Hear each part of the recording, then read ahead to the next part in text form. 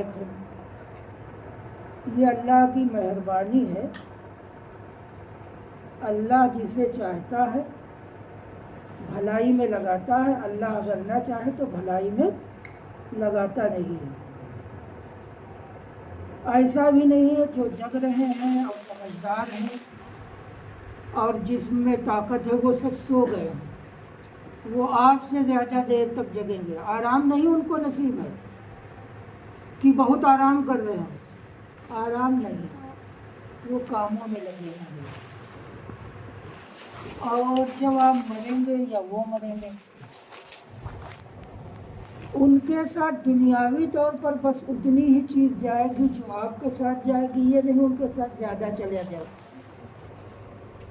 ان کے ساتھ کفن کا کپڑا جو جائے وہ زیادہ روپے میٹر والا ہوگا اور آپ کے ساتھ کم روپے میٹر والا ہوگا، کچھ معمولی فرق ہوتا ہے۔ تو یہ اللہ کی مہربانی ہے کہ اللہ تعالیٰ یہاں تک لے آئے ہیں، اس پر اللہ کا شکر ادا کرنا چاہیے، جسے اللہ تعالیٰ اپنے گھر تک اللہ نے بلا لیا۔ ایک چیز یہ ہے۔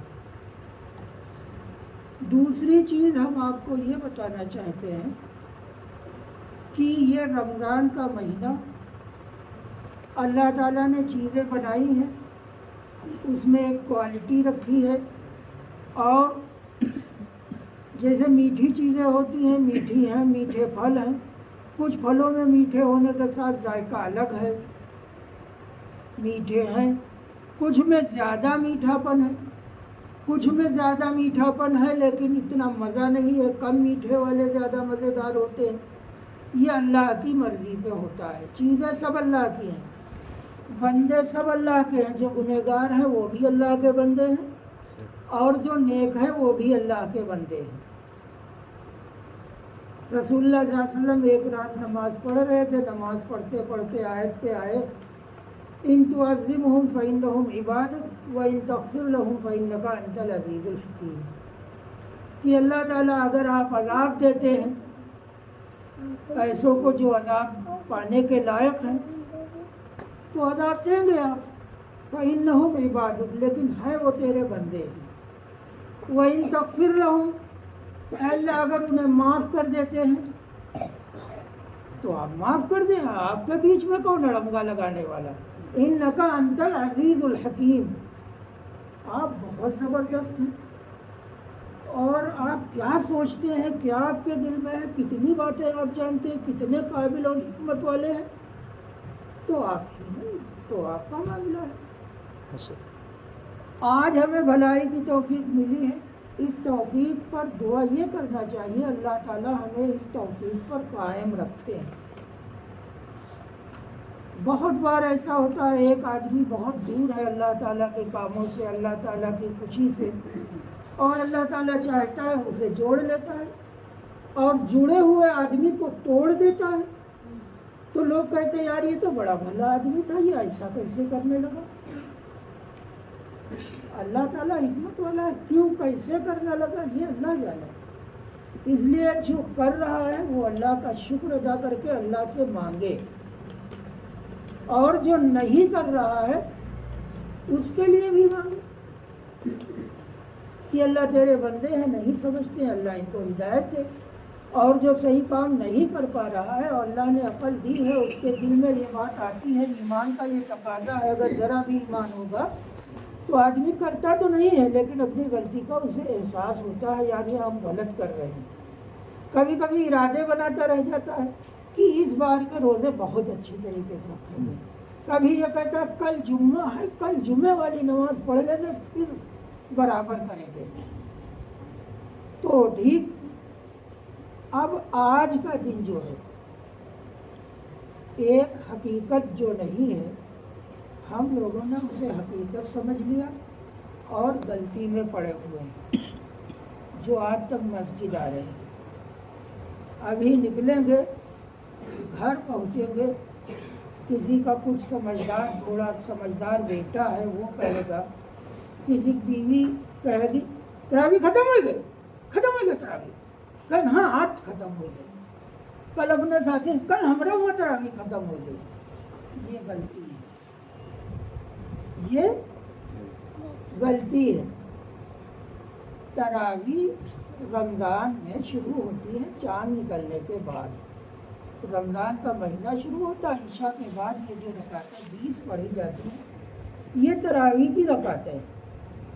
اس میں قرآن پاک پڑھنے کا مسلمانوں کے یہاں طریقہ ہے شروع سے اخیر تک. وہ قرآن جو ہم نے سنا ہے، جتنا سنا ہے وہ قرآن آج ہم نے سن لیا ہے، ایک حد تک مکمل سن لیا ہے. تراویح ختم نہیں ہوئی. اس جگہ آج مسلمانوں کا بہت بھاری نقصان ہو رہا ہے. بہت بڑے نقصان کا سبب ہے وہ تراویح جو 3 دن میں، کہیں 3 دن میں تراویح ختم، فری ہو گئے. فرض اللہ کے ہاں سب سے پوچھا جائے گا، اور فرض نمازیں جو ہیں وہ جب سے نبی پاک صلی اللہ علیہ وسلم نے نمازوں کی فرضیت کے بارے میں ہمیں بتایا ہے، قرآن سے پتہ چلا ہے.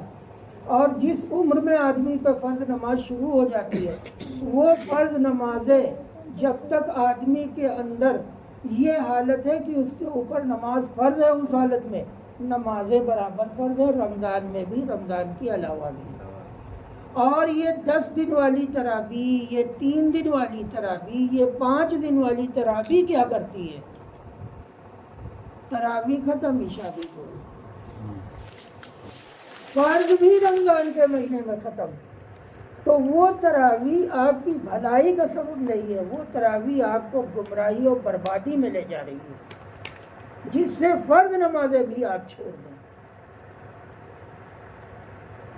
سب سے بہتر طریقہ یہی ہے. اس میں کوئی خوبی نہیں ہے کہ ایسے کام کیے جائیں کہ لوگ تعریف کریں اور اللہ تعالیٰ کی خوشی اس میں نہ ملے آپ کو. آپ اللہ کے لیے کر رہے ہیں نا. مسجد میں کم سے کم ایسا ہونا چاہیے، اور باہر جہاں سمجھدار لوگ رہتے ہیں، پڑھے لکھے لوگ ہیں، مسجدوں میں 12.25 تراویح ہوتی ہے، 1.5 تراویح ہوتی ہے. مسجد کئی منزل کی ہے. جنہیں بہت گھوڑ سواری کرنے کا ہے شوق، وہ گھوڑے پہ 5 پارے کے 10 پارے کے گھوڑے پہ سوار ہو کے سواری کر کے چلے جاتے سرکس دیکھ کے. باقی بوڑھے ہیں، کمزور ہیں، کچھ نئے نمازی ہیں، ان کا سب کا خیال کر کے 5 وقت کی نماز مسجد کے جس حصے میں ہوتی ہے اس میں کم سے کم ہی رکھنے کی کوشش کریں مسلمان. یہ بات بہتر ہے. اس بہانے ان کی 5 وقت کی نماز اور عشاء کی جماعت بھی ہو جاتی ہے ساتھ میں. دوسری چیز یہ ہے، آپ لوگ حدیث کی کتابوں میں سنتے ہیں، عالم لوگ تقریر کرتے ہیں، ان سے سنتے ہیں، لیکن بالکل اس کا الٹا ہوتا ہے. جن کو اللہ نے توفیق دے رکھی ہے ابھی تک، ان سے بالکل الٹا ہوتا ہے.